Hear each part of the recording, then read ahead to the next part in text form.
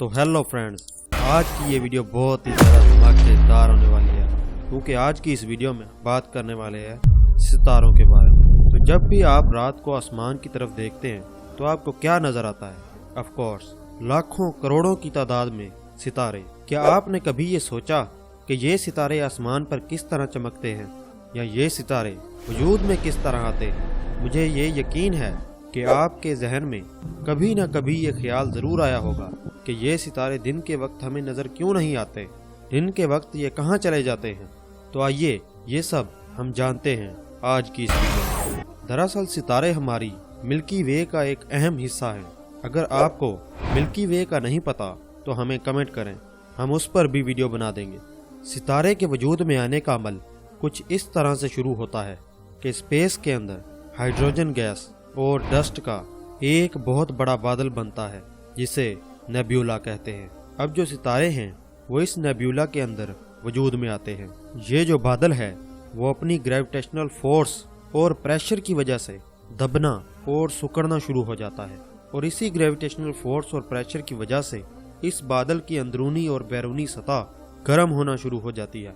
फिर एक वक्त ऐसा आता है जब इसी ग्रेविटेशनल फोर्स और प्रेशर की वजह से इस बादल के अंदर हीट की एक गहरी कोर बनती है जिसे प्रोटोस्टार कहते हैं। जैसे जैसे प्रोटोस्टार सिकुड़ता है तो इसका अंदरूनी टेम्परेचर और बढ़ता जाता है, हत्ता कि एक वक्त ऐसा आता है कि प्रोटोस्टार के अंदर न्यूक्लियर फ्यूजन शुरू हो जाता है।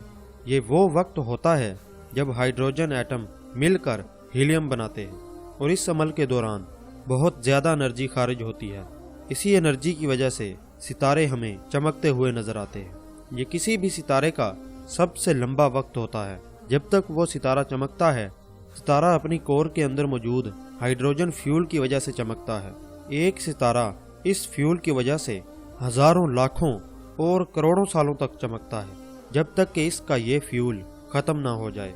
एक सूरज जितने बड़े सितारे को नेब्यूला से लेके न्यूक्लियर फ्यूजन तक पहुंचने के लिए तकरीबन 10 करोड़ साल के करीब का वक्त लगता है। जब कोई भी सितारा अपने अंदर मौजूद हाइड्रोजन फ्यूल को इस्तेमाल कर लेता है तो वो रेड जियांट या रेड सुपर जियांट में तब्दील हो जाता है।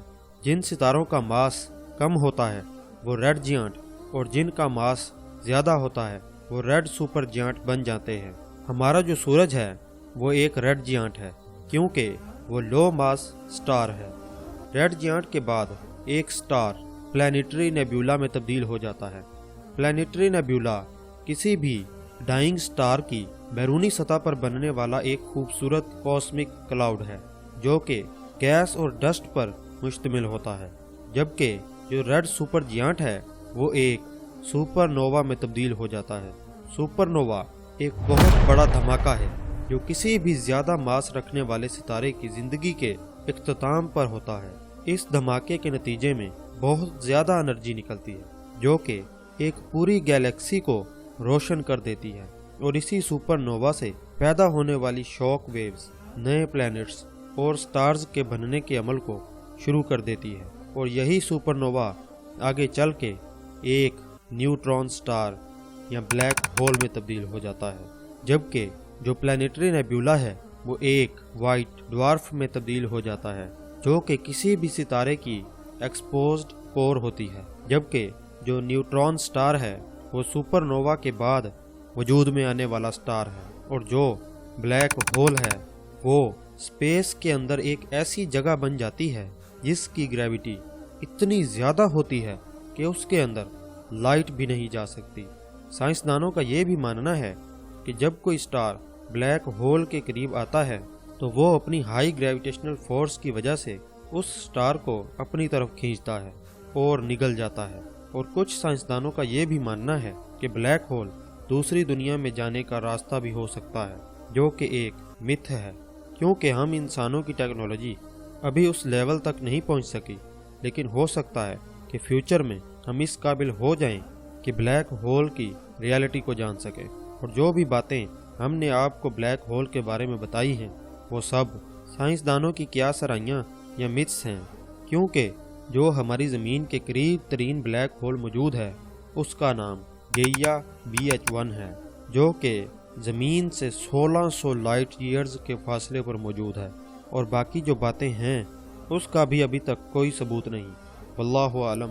ہم آپ کو یہ بھی بتاتے چلیں کہ ہمیں ستارے دن کو نظر کیوں نہیں آتے۔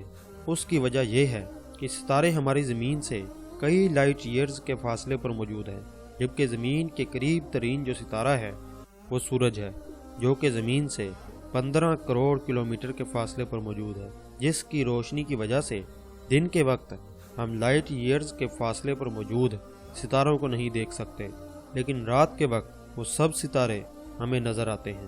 بے شک ان سب ستاروں اور زمین اور سورج اور اس پوری کائنات کو بنانے والا ہمارا رب اللہ ہے۔ Thanks for watching.